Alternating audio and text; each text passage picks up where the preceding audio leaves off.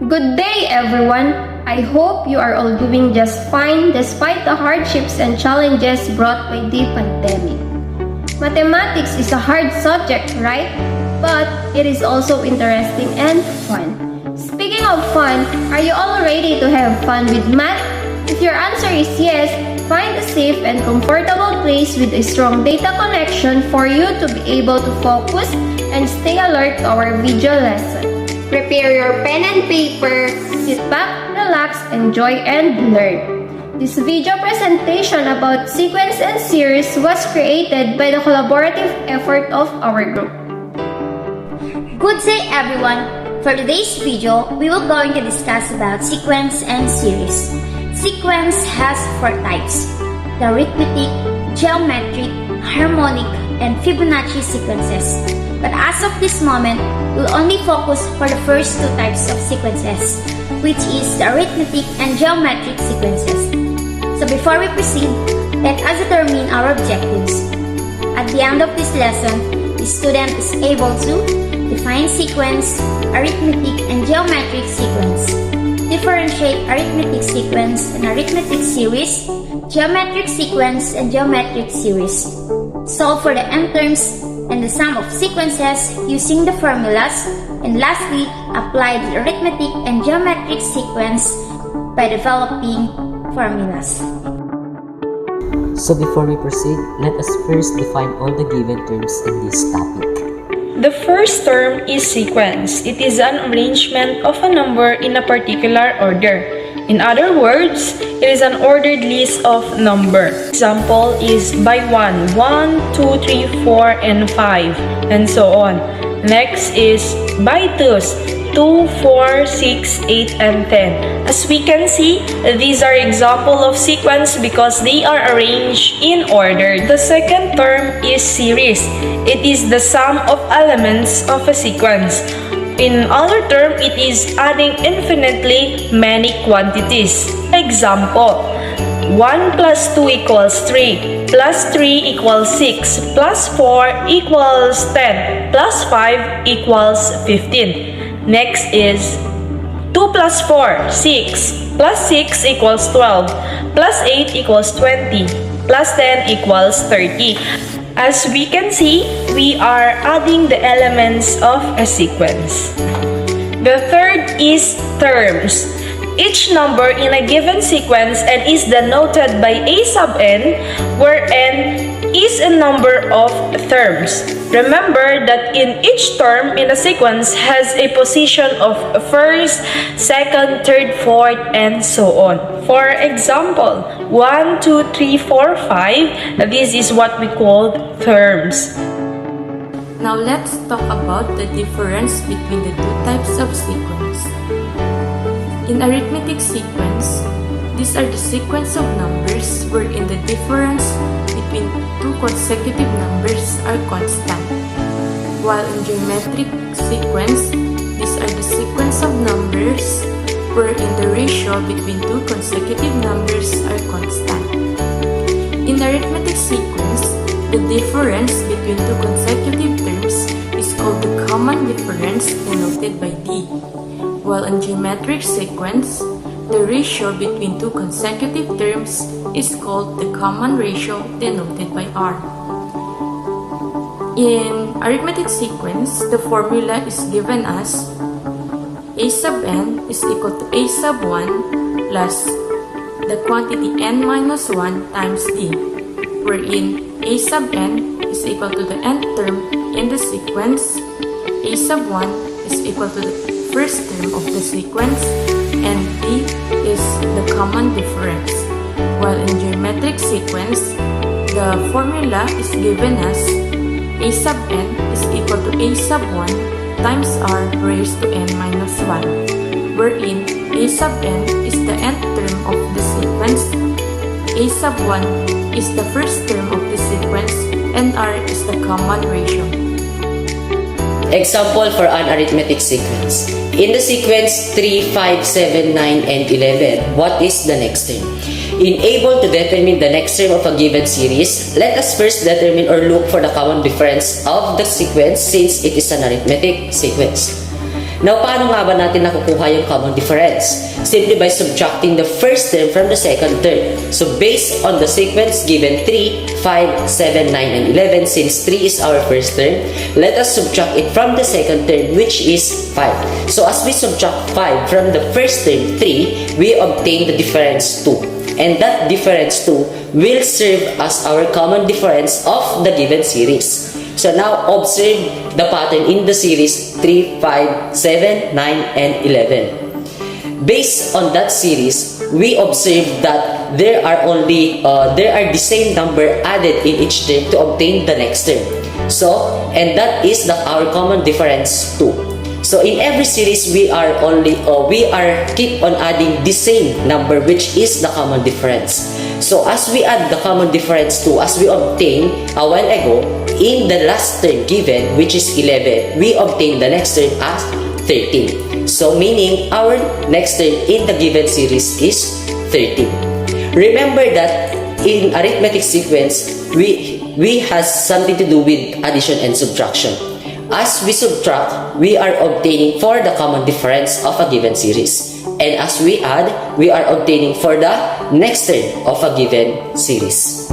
Now, what if there are only 4 terms in a given series and we are looking for the 20th term, 21st term, 22nd term, and so on? Kailangan ba nating manual na gawin para makuha yung hinahanap na term? Hindi po. There are formula in obtaining the nth term of a given series. And that formula is a sub n is equal to a sub 1 plus the quantity n minus 1 multiplied by d, where a sub n and the n is the number of term or the nth term of a given series. A sub 1 is our first term and d is our common difference. Now, for example, find the 22nd term in sequence 1, 5, 9, 13, and 17. So, let us first determine for the given enable us to solve the given sequence. So, a sub n and our n is 22. Since we are looking for the 22nd term of the sequence. And our a sub 1 is 1 as shown in the given sequence. And d, our common difference is 4. Now, after determining the given, we are now able to evaluate the given in the formula, which gives you a sub 22 is equal to 1 plus the quantity 22 minus 1 times 4, which is our common difference. And a sub 22 is equal to 1 plus the quantity 21 multiplied by 4, which gives you 85. And now 85 is the 22nd term of the sequence. Example for geometric sequence. In the given series 2, 4, 8, 16, and 32, what is the next term in the series? So, katulad ng sa arithmetic sequence, kailangan muna nating alamin kung ano yung common ratio bago natin makuha yung next term in the given series. Kung sa arithmetic sequence ay sinusubtract yung second term sa first term para makuha yung common difference, dito naman sa geometric sequence ay kailangan nating i-divide yung second term sa first term upang makuha yung common ratio. And now take a look back in the common series 2, 4, 8, 16, and 32. Since 2 is our first term, we need to divide it from the second term 4 in able to get our common ratio. And as we divide 4 to 2, we obtain the quotient 2, and that will serve our common ratio. And after getting our common ratio, we are now able to multiply it for the last term in the last term of the given series, in able to determine the next term. Since 32 is the last term in the given series, we multiply it by 2, then 32 times 2 is 64. So 64 is our next term next to 32. Remember that in geometric sequence, we have something to do with multiplication and division. If we multiply, we are obtaining for the next term. And if we are dividing, we are obtaining for the common ratio of a given series. Now, what if there are only 4 terms in a given series and we are looking for the 8th term, 10th term, 14th term, and so on? Kailangan bang manually nating gawin or isolve para makuha natin yung hinahanap na term? Hindi po. Katulad lamang sa arithmetic sequence, there is a formula given as the basis para makuha natin yung hinahanap na term sa isang series. So, ano yung formula na yon? That is, a sub n is equal to a sub 1 quantity r raised to n minus 1, where a sub n and n is the nth term of a given series, yung hinahanap po sa series. And r is our common ratio, and a sub 1 is the first term in the given series. For like example, find the 8th term of the series 2, 6, 18, and 54. So, unang-una, kailangan muna nating hanapin kung ano yung given natin. So, a sub n and n is 8, since we are looking for the 8th term of the given series. Our a sub 1 naman is 2, which is the first term in the given series, 2, 6, 18, and 54. And our r is 3, which is our common ratio. Paano natin nakuha yung 3? We divide 6 from 2, which is the second term and first term, which we obtain 3. Now, after determining the given terms, evaluate them in the given formula, which gives you a sub 8 is equal to 2 quantity 3 raised to 8 minus 1. A sub 8 is equal to 2 quantity 3 raised to 7. Paano natin nakuha yung 7? 8 minus 1, which gives you 7. Now, a sub 8 is equal to 2 times the quantity 2,187. Paano naman natin nakuha yung 2,187? Simply 3 raised to 7 or 3 raised to the 7th power. So 3 times 3 times 3 times 3 and so on will gives you 2,187, and 2 times the quantity 2,187 will give you 4,374, which is the 8th term of the given series. So now let's talk about arithmetic and geometric series. Ano nga ba ang arithmetic series? It is the sum of a given arithmetic sequence with the definite numbers of terms. For example, we have a sequence 1, 3, 5, and 7. If we add this, 1 plus 3 plus 5 plus 7 is equal to 16. That's how we do manually for the summation. But we have a formula for this. The formula S sub n is equal to n all over 2 times 2a sub 1 plus the quantity n minus 1 times d, where n is the nth term, a sub 1 is the first term, d is the common difference. How about the geometric series? It is the sum of a given geometric sequence with the definite numbers of terms. The formula for the summation of this is S sub n is equal to a sub 1 times 1 minus r raised to n all over 1 minus r, where n is the nth term, a sub 1 is the first term, r is the common ratio.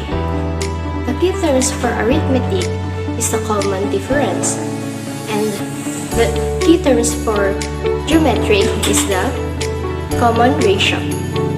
We should always know and understand the given formulas for us to be able to solve easily the given problem solving about geometric and arithmetic series. So we have here, find the sum of the first 12 terms of the sequence 1, 3, 5, 7, 9, all the way down to infinity. Since we are dealing with arithmetic sequence, we have here the following formula, which is S sub n is equal to n over 2 times the quantity 2a sub 1 plus the quantity n minus 1 of d. And that we are going to find the following given. So we have here first the number of terms, which denoted as n is equal to 12. Second is the first term, which denoted as a sub 1 is equal to 1. And lastly, the common difference, which denoted as d is equal to 2. And by that, we are going to find now for the sum of the first 12 terms of the given sequence by substituting the following given to the given formula. So, we are here. S sub n is equal to your n, which is equal to 12 all over 2 times the quantity 2 times the first term, which is equal to 1 times your n, which is equal to 12 minus 1 times your d is equal to 2. Perform the following operations. So we have here 12 divided by 2 is equal to 6 times the quantity 2 times 1, which is equal to 2 plus the quantity 12 minus 1, which is equal to 11, then copy 2. And then we have here 6 times the quantity 2 plus 11 multiplied by 2, which is equal to 22. And then we have 6 times 22 added to 2, which is equal to 24. And then we have here 6 times 24 is equal to 144.